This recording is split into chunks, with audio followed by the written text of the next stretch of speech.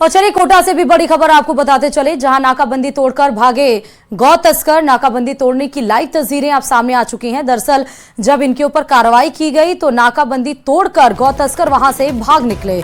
Live तस्वीरें अभी आपके सामने आएंगी। पुलिस ने 1 किलोमीटर तक पीछा किया। पीछा कर ट्रक के टायर पुलिस ने फोड़ दिए ताकि ट्रक डिसबैलेंस हो गए, अनियंत्रित हो जाए, वो रुक जाए और पुलिस उन तक पहुंच पाए। एक बदमाश को पुलिस ने पकड़ भी लिया, लेकिन एक फरार हो गया। पुलिस ने ट्रक से 28 गौवंश बरामद किए हैं। तस्वीरें देखिए आपके सामने हैं। देखिए कितनी तेजी से रफ्तार से भागता हुआ आपको एक ट्रक दिखाई दे रहा है। पुलिस की बैरिकेडिंग है दोनों तरफ और बैरिकेडिंग के बीच में वो भाग रहा है। जैसे ही ट्रक रफ्तार पकड़ता है उसके बाद आप देखिए एक पुलिसकर्मी सिविल ड्रेस में है और उन्होंने बैरिकेडिंग गिरा दिया ताकि वहां पर डिसबैलेंस हो जाए और ट्रक रुक जाए। लेकिन उसके बाद भी उस बैरिकेडिंग को पार करते हुए, उसको रौंदते हुए ट्रक तेज रफ्तार में आगे बढ़ता है। ये पहली तस्वीर हो गई। दूसरी तस्वीर आप देखिए कि पुलिस 1 किलोमीटर तक पीछा करती है और पुलिस की कोशिश यही रहती है कि जो ट्रक में गौवंश भरकर ये तस्कर लेके जा रहे हैं वो कम से कम ट्रक तो रुक जाए और तस्कर को पकड़ा जा सके। इसीलिए एक पहिए को फोड़ने की कोशिश की, उसमें पुलिस सफलतापूर्वक मतलब सफल हुई है और एक ट्रक के पहिए को उसने फोड़ दिया अचानक से। फिर उसके बाद पहिए फोड़ने के बाद वो डिसबैलेंस हुई और ट्रक रुक गया।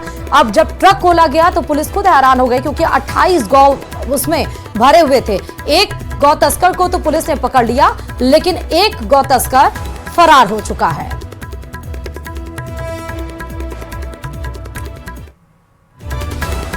तो कोटा से बड़ी खबर आपको बता रहे हैं। गौ तस्करों की जो खबर है वो इस समय आपको बता रहे हैं। ज्यादा जानकारी के साथ संवाददाता ओम प्रकाश इस खबर पर जुड़े हुए हैं। ओम प्रकाश, अभी लेटेस्ट जानकारी क्या है? एक आरोपी से पूछताछ, दूसरे की क्या कुछ जानकारी मिल पाई है?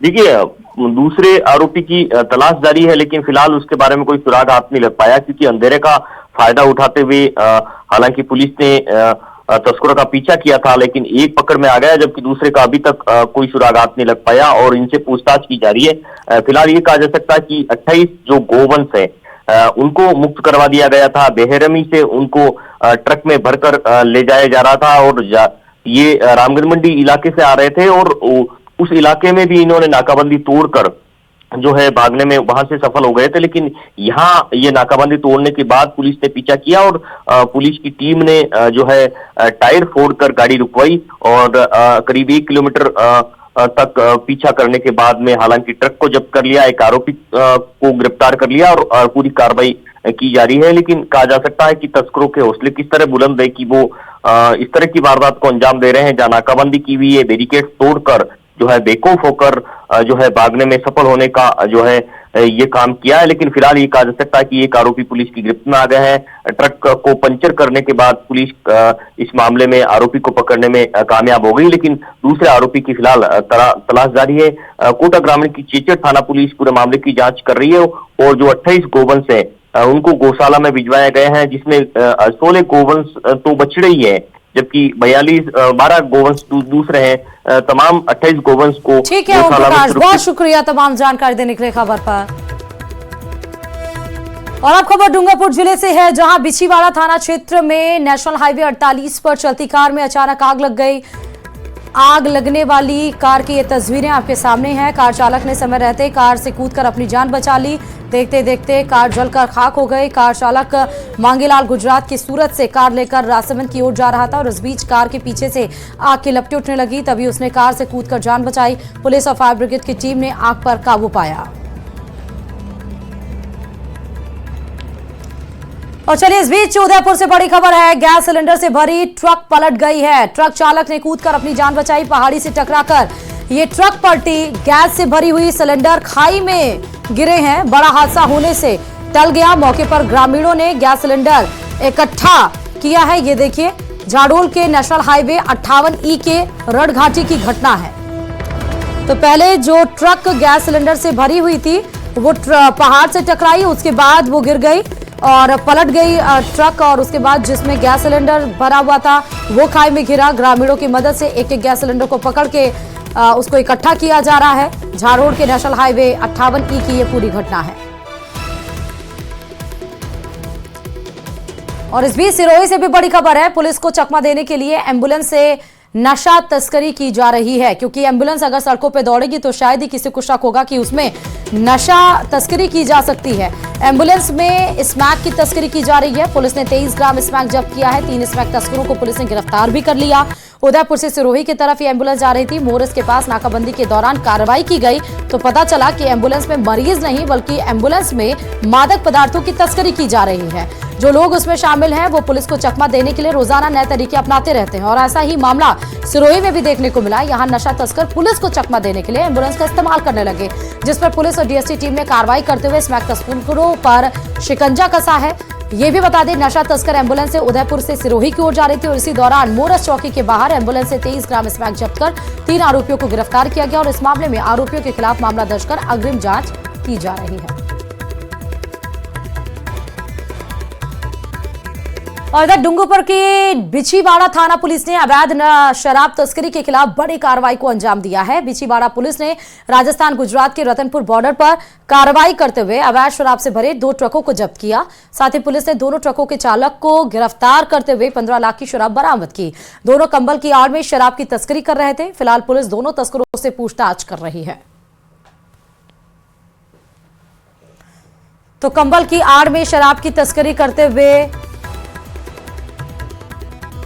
एक मिनी ट्रक जिसमें घरेलू सामान पुराना की आड़ में शराब तस्करी की जा रही थी, उसमें भी उस मुलजिम को गिरफ्तार कर प्रकरण दर्ज कर पूछताछ की जा रही है। अग्रिम अनुसंधान जारी है। और अब खबर अजमेर से, क्योंकि उत्तर भारत की पहाड़ियों पर हो रही बर्फबारी और ठंडी हवाओं का असर अब अलग अलग शहरों में भी देखा जा रहा है। अजमेर में भी लगातार तापमान में गिरावट देखी गई है। रात का तापमान 8 से 9 डिग्री तक पहुंच गया है, तो वहीं दिन के तापमान में भी भारी गिरावट आई है, जिसके कारण सर्दी लगातार बढ़ती हुई नजर आ रही।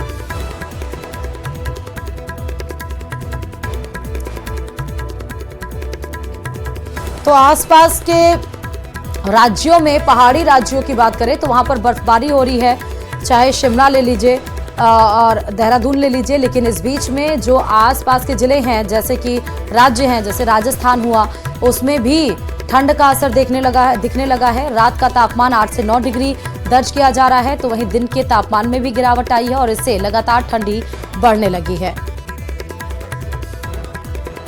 ठंड इतनी बढ़ गई है कि लोग अलाव का सहारा ले रहे हैं। आप देखिए, जगह जगह आग जलाकर। उत्तर भारत में बर्फबारी का दौर शुरू हो गया है। पहाड़ों पर बर्फबारी के बाद अलग अलग स्थानों पर हवाओं का दौर भी शुरू हो गया है। अजमेर में हम खड़े हैं, जहां पर आप देखेंगे जेएलएन अस्पताल के बाहर तेज हवाओं और सर्दी के कारण अलाव तापने को लोग मजबूर हो गए हैं। जेएलएन अस्पताल के बाहर खड़े हैं। बड़ी संख्या में यहाँ पर जो मरीज हैं उनके परिजन यहाँ पहुँचते हैं और रात भर से क्योंकि सर्दी होती है, सर्दी में ऐसे में अलाव तापना बहुत ज़रूरी हो जाता है और ऐसे में तमाम जो लोग हैं वो चाय की चुस्कियाँ लेते हुए नज़र आ रहे हैं। अलग अलग स्थानों पर इस तरह के नज़ारे हैं वो देखने को मिल रहे हैं। यहाँ के स्थानीय लोग हैं, सरवार से आए हैं और अलग अलग स्थानों पर आए हैं। इनसे बातचीत करते हैं। कहाँ से आए हो बाबूजी और किस तरह की सर्दी पड़ रही है? नसीराबाद से आए हैं सर, और सर्दी बहुत तेज़ है। 2 दिन से हवाओं का बहुत वो है, इसलिए चाय पीकर आग के पास बैठे रहते हैं। बहुत ठंड पड़ रही है। हम सरवार से आए हुए हैं, 3 दिन हो गए हवा चलते और रात भर से तप रहे हैं। कौन आया हुआ आपके यहाँ पे? मरीज लेडीज़ भर्ती है। तो यहाँ पर जो है, क्योंकि अस्पताल है, बड़ी संख्या में जो लोग हैं वो आते हैं। आप देखेंगे जो तमाम जो लोग हैं सिर पर जो है पट्टा, और जो आप देखेंगे इधर बाबूजी बैठे हैं वो पूरा एक कंबल ही ओढ़कर यहाँ बैठे हैं जिससे कि सर्दी ना हो और सर्दी ना लगे। चाय की दुकान पर आप पहुँचते हैं, देखेंगे लगातार जो है चाय यहाँ पर गर्म हो रही है और चाय जो है लेने के लिए भी लगातार लोग हैं वो रात भर से ही मौजूद हैं। आप देखेंगे जो चाय बनाने वाले व्यक्ति हैं, हालांकि धूप यहाँ पर निकल गई है, धूप होने के बावजूद भी जो सर्द हवाएं हैं वो सभी को यहाँ पर जो है अपनी आगोश में ले रही है। ऐसे में किस तरह की व्यवस्था आपने की है? पूरा आप ढके हुए हैं और चाय की चुस्कियाँ ले रहे लोग बाग? हाँ जी, बिल्कुल ले रहे हैं चुस्कियाँ। हाँ, चाय भी अच्छी बन रही है हमारे यहाँ की। चाय पी के देखिए एक बार आप। हाँ। और न सिर्फ अजमेर बल्कि सिरोही में भी सर्दी का असर दिखाई देने लगा है। लोग ठंड से बचने के लिए अलाव का सहारा ले रहे हैं। सिरोही का तापमान 8 डिग्री के नीचे पहुंच गया है। तस्वीरें आपको दिखा रहे हैं सिरोही की, आप देखिए, जहां पर अलाव का सहारा लेते हुए यहां पे नजर आ रहा है। जिले में पारा 8 डिग्री तक पहुंच गया है।